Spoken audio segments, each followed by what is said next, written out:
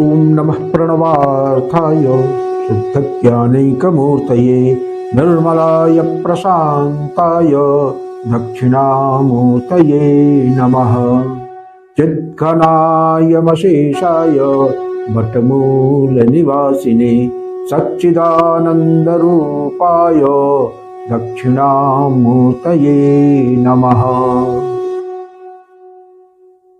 ईश्वरो गुरुरात्मेति मूर्तिभेदविभागिने व्योमवद्व्याप्तदेहाय दक्षिणामूर्तये नमः। विघ्नेश्वराय वरदाय सुरप्रियाय लंबोदराय सकलाय जगद्धिताय नागाननाय श्रुतियज्ञ विभूषिताय गौरीसुताय गणनाथ नमो नमस्ते।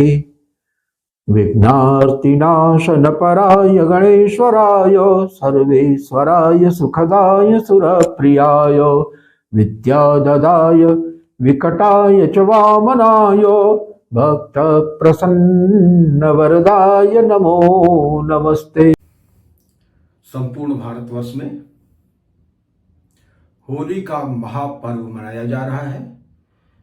यह उल्लास का पर्व है, उत्साह का पर्व है, रंगों का पर्व है और जीवंतता का पर्व है।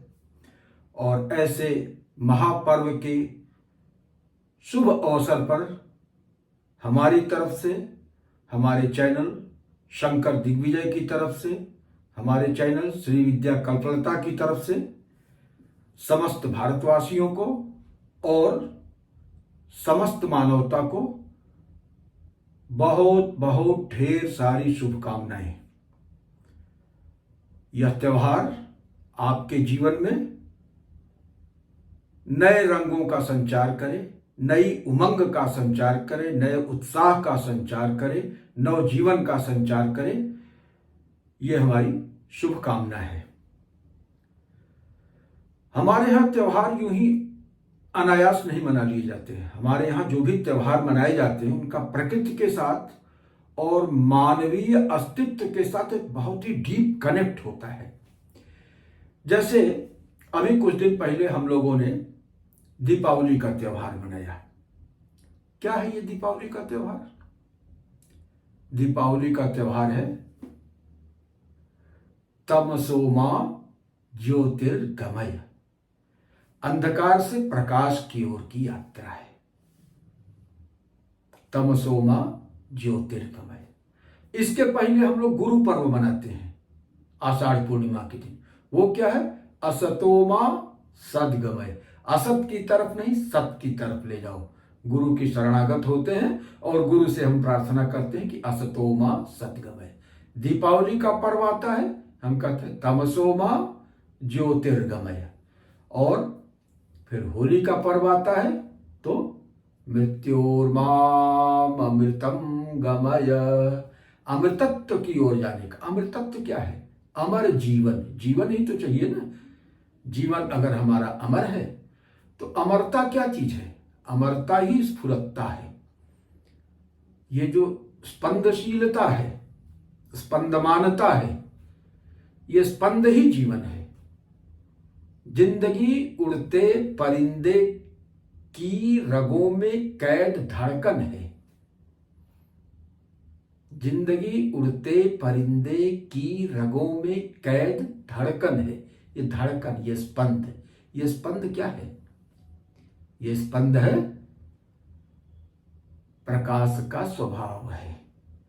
प्रकाश परमार्थत्वात् स्फुरत्ता लहरी युतात प्रसृतम विश्वलहरी स्थानम मातृत्रयात्मकम। तो प्रकाश का पारमार्थिक स्वभाव क्या है? ये स्वप्रकाश है, ल्यूमिनासिटी, स्वबोध है, बोध स्वरूप है। लेकिन सिर्फ बोध स्वरूप है इतनी सी बात नहीं है। स्फुरत्ता लहरी युतात, स्फुरत्ता लहरी है उसके, स्फुरत्ता की वेव्स उसमें उठती रहती हैं। तो ये स्फुरत्ता की जो वेव्स है ना, ये वेवलेंथ, ये फ्रीक्वेंसी, ये रंगों की उत्पत्ति का कारण है, उसका आधार है। वेवलेंथ की ही अलग अलग वेवलेंथ, अलग अलग तरह के रंगों का सृजन करती हैं। ये विज्ञान है और हमारे ऋषियों ने इस विज्ञान को उस समय समझा था कि प्रकाश परमार्थत्वात् स्फुरत्ता लहरीयुतात्।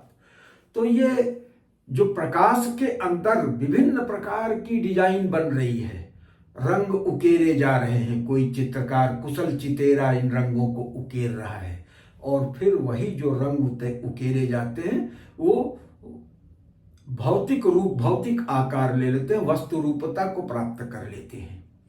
तो ये बड़ी ही गहन अनुभव की बात है और प्रकृति के साथ इसका कितना तालमेल है कि इस समय समूची प्रकृति, बसंत ऋतु का आगमन होता है और बसंत ऋतु नवजीवन का प्रतीक है। आप पूरे प्रकृति में देखिए, पुराने पत्ते झड़ते हैं, नए पत्ते उसमें आते हैं, नई फसल जो है आ जाती है किसान के घर में, पूरी प्रकृति जो है अपना कलेवर बदल रही होती है। और बसंत ऋतु की बड़ी महिमा है। बसंत सामंतो मलय मरुदायो धन रथ तथाप्येक सर्वम हिमगिरि सुते कामपि कृपा अपांगा ते लब्ध्वा जगदिदम अनंगो विजयते। तो ये प्रकृति जो है ना, प्रकृति का एक नाम रंजिनी भी है, रंजन करना। रंजन करना माने रंगना। तो रंगेगी कैसे? जब उसके पास रंग होंगे तब तो रंगेगी। तो रंग वहीं से आता है, जो प्रकाश के अंदर स्फुरत्ता है ना, वो वही रंग है जिनसे कि प्रकृति जो है वो रंगती है, विभिन्न प्रकार की डिजाइन उकेरती है उसमें। और फिर वही डिजाइन जो प्रकाश में उकेरा जाता है, प्रकाश से वो जल में आता है और जल से फिर ठोस रूपता को प्राप्त हो जाता है। तो प्रकाश परमार्थत्वात् स्फुरत्ता लहरीयुतात्। तो ये रंगों के पर्व का ये महत्व है। हमारे जीवन में रंग भरा हो, विविधता हो, अनेकता में एकता नहीं है, एकता से ही अनेकता प्रादुर्भूत है, उसी से उसका प्रादुर्भाव होता है। ये कारण क्या है? कारण यही स्फुरत्ता है, स्पंदमानता है। ये वेवलेंथ का वेरिएशन जो है ना, ये अलग अलग प्रकार के रंगों को बनाता है। और रंगों की उत्पत्ति जो है ना, ये मूल में है तत्वों की उत्पत्ति से, क्योंकि रंगों का तत्वों के साथ ताल्लुकात होता है। तो जिस तरह के रंग, जिस तरह का आरेख वहां बनेगा, उसी तरह के रंगों का तत्व, उसी तरह की डिजाइन का, उसी तरह का जो एटॉमिक स्ट्रक्चर होता है ना, मॉलिक्यूलर स्ट्रक्चर, उस तरह के स्ट्रक्चर से तत्वों का जो है वो निर्माण होता है। तो ये बड़ा ही डीप साइंस है और इसी चीज को हम सेलिब्रेट करते हैं इस होली के रूप में। तो असतो मां सद्गमय गुरु पर्व में मनाते हैं, तमसो मां ज्योतिर्गमय ये वो मनाते हैं। और जब प्रकाश का अभ्युदय हो गया तो प्रकाश के बाद उसमें जो स्फुरत्ता है वो उसमें रंग भरती है, उसमें विविधता भरती है, ताकि आनंद की सृष्टि हो। आनंद से ही ये पूरा सृष्टि चल रही है और उस आनंद को, सच्चिदानंद के आनंद को साकार रूप प्रदान करने के लिए प्रकृति सदैव तत्पर रहती है, सचेष्ट रहती है, उद्यत रहती है। और हमें प्रकृति के साथ बस चलने की जरूरत है। प्रकृति अपना काम खुद कर रही है, हम खुद भी प्रकृति के ही एक अंग हैं, प्रकृति से परे नहीं हैं। तो अभी कहने को तो बहुत कुछ है, लेकिन यहीं पे मैं अपनी वाणी को विराम देता हूं और एक बार फिर समस्त भारतवासियों को, समस्त मानवता को होली के रंगों की, जीवन में रंग भरने की अनेक अनेक शुभकामनाएं देता हूं। आपका जीवन मंगलमय हो, रंगों से भरपूर हो, सराबोर हो, आनंद का सर्वत्र साम्राज्य हो। इन्हीं शब्दों के साथ शुभ होली। पूर्णमदः पूर्णमिदं पूर्णात् पूर्णमुदच्यते पूर्णस्य पूर्णमादाय पूर्णमेवावशिष्यते।